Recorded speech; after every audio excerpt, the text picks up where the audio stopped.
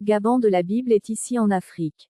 Chers Africains et chères âmes, que la grâce, l'amour et la compassion du Seigneur Jésus-Christ de Nazareth soient avec chacun de vous. Nous avons une fois de plus la joie et l'allégresse de venir partager avec vous cette découverte biblique que le Seigneur Jésus-Christ de Nazareth nous a faite, dont nous avons déjà partagé avec vous dans les notes d'information et dans les séries de révélations. Cette révélation concerne Gabon, dont les habitants sont appelés les Gabaonites dans la Bible. Dans Josué 9, les habitants de Gabon s'étaient déguisés pour faire alliance avec nos pères israélites, et juste après qu'ils ont découvert que ces gens sont leurs proches voisins dans la terre qu'ils doivent aussi conquérir.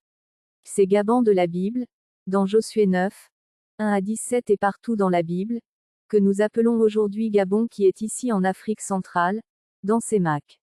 La question à vous poser: Gabon est-il le pays voisin d'Israël du Moyen-Orient?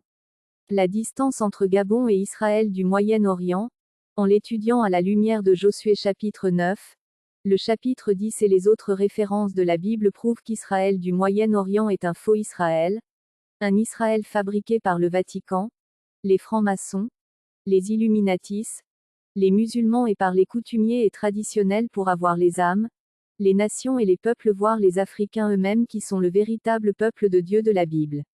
La position du Gabon, que c'est l'Afrique centrale avec les autres pays de l'Afrique de l'Ouest, avec certains pays de l'Afrique de l'Est et du Nord, qui est le royaume de Juda de la Bible, ayant pour capitale spirituelle et royale la ville de Sar et le reste du sud du Tchad. Chers Tchadiens et Africains appelés les nègres, c'est nous les Africains qui sommes le véritable peuple de Dieu de la Bible, les véritables Juifs et Israélites de la Bible. Donc, revenez tous au Seigneur Jésus-Christ de Nazareth, qui est le Dieu de nos pères israélites de la Bible, pour votre salut à vous-même, pour le rétablissement et la restauration de la véritable terre sainte de la Bible, qui est l'Afrique, dont les anciens noms Éden et Ouassé, qui signifie fils de Sem, descendant de Sem, terre des Sémites.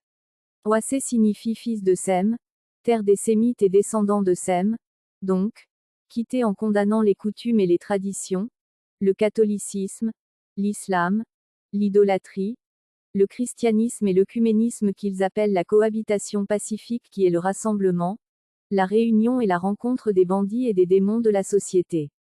Nous sommes les fils de Sem, d'Abraham, d'Isaac et de Jacob, et aussi de David, donc, c'est Dieu seul qui est le Seigneur Jésus-Christ de Nazareth, le Dieu de nos pères, que nous devons servir et adorer.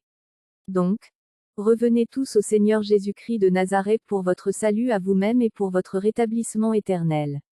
Shalom, grâce, compassion et miséricorde du Seigneur Jésus-Christ de Nazareth premièrement à tous les Africains et au reste du monde pour leur salut.